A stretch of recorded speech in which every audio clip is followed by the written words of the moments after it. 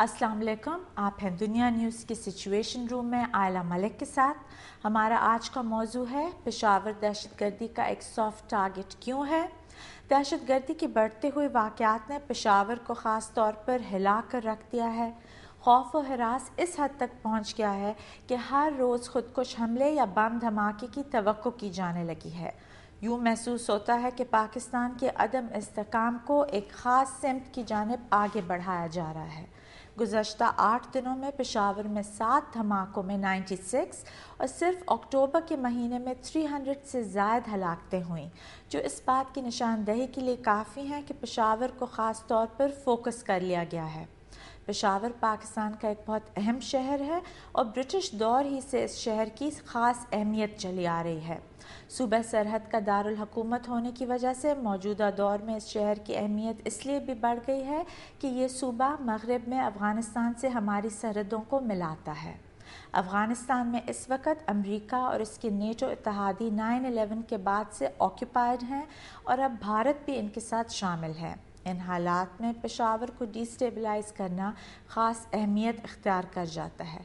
आज के इस प्रोग्राम में हम ये जानने की कोशिश करेंगे कि पेशावर को फोकस क्यों किया जा रहा है, इसके क्या मकासद हो सकते हैं, इन कार्रवाइयों के पीछे असल हाथ किन कुव्वतों का है और हुकूमत दहशतगर्दी के वाक़यात पर काबू पाने में क्यों नाकाम हो रही है। इस पर बात करते हैं, लेकिन एक ब्रेक के बाद। ब्रेक पे जाने से पहले हम दहशतगर्दी के हवाले से देखेंगे मुल्क की मजमूई और पेशावर के हवाले से एक ख़ुसूसी रिपोर्ट। हमारे साथ रहिएगा।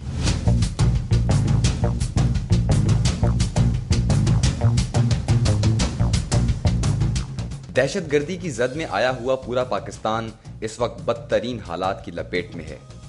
इसे हम इस वक्त दुनिया का वो वाहिद मुल्क कह सकते हैं जहां अब तक सबसे ज्यादा खुदकुश हमले और बम धमाके हो चुके हैं। सितंबर 2001 में दहशतगर्दी के खिलाफ जंग में अमेरिका का फ्रंट लाइन इत्तेहादी बनने के बाद से नवंबर 2009 तक एक मुहतात अंदाजे के मुताबिक 200 के करीब खुदकुश हमले और बम धमाके हो चुके हैं, जिनमें तकरीबन 7,500 के करीब बेगुनाह शहरी, औरतें, बच्चे और बूढ़े हलाक हुए। 15 लाख रुपए का माल भी ज़ाया हुआ है और अभी तक बरियाल की लाश भी नहीं मिली, जो मेरा बहनोई है, और 2 शहीद तो हमने उसको दफन किए और हुकूमत की तरफ से अभी तक हमें कोई इमदाद नहीं मिली। हो गया हमारा बेटा अहमद शहीद हो गया, हमारा पोता शहीद हो गया, हमारा दामाद शहीद हो गया। हुकूमत से तरफ से हमारे कोई इमदाद नहीं मिली।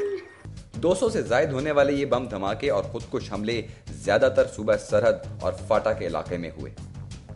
पेशावर में होने वाले खुदकुश हमलों में तेजी और इजाफे के पीछे कुछ नादीदा कुव्वतों के मजबूम मकासद को देखा और महसूस किया जा रहा है।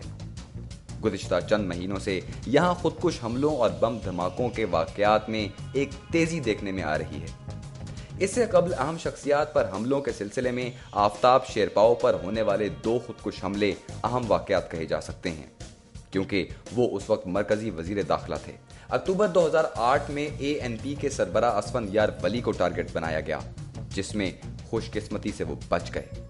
गुज़िश्ता 8 दिनों में पेशावर में 7 खुदकुश हमले और बम धमाके हो चुके हैं, जिसके नतीजे में 96 से जायद अफराद हलाक हुए, जबकि 16 नवंबर तक 400 से जायद हलाक और सैकड़ों जख्मी हुए।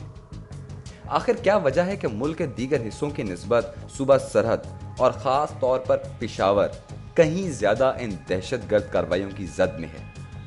इस हवाले से ऐसे तबसरे और तज्जिए सामने आ रहे हैं जिन्हें अवामी और सियासी हलकों में तशवीशनाक महसूस किया जा रहा है, क्योंकि अफगानिस्तान में नेटो फोर्सेस की मौजूदगी और काबुल में 2 दर्जन से जायद भारतीय कौंसल खाने और इसराइली इंटेलिजेंस एजेंसी मोसाद से इनके राब्ते बाहम मिलकर पाकिस्तान को अदम इस्तेहकाम से दोचार करने वाली कार्रवाइयों में मुलव्वस बतलाए जाते हैं।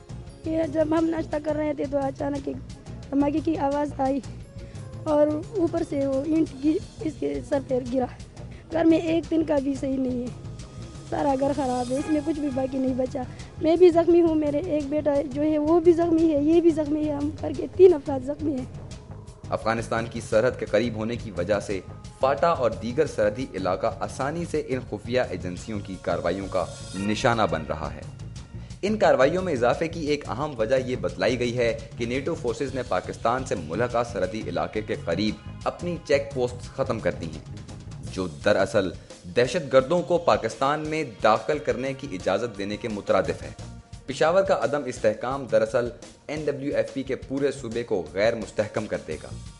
ایسے حالات میں حکومت کو چاہیے کہ وہ ان ملک دشمن قوتوں کو بے نقاب کرے۔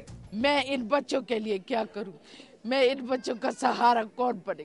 میری 4 جوان بیٹیاں ہیں، میں ان بیٹیوں کے ساتھ کیا کروں گی؟ میں ان بچوں کے ساتھ کیا کروں گی؟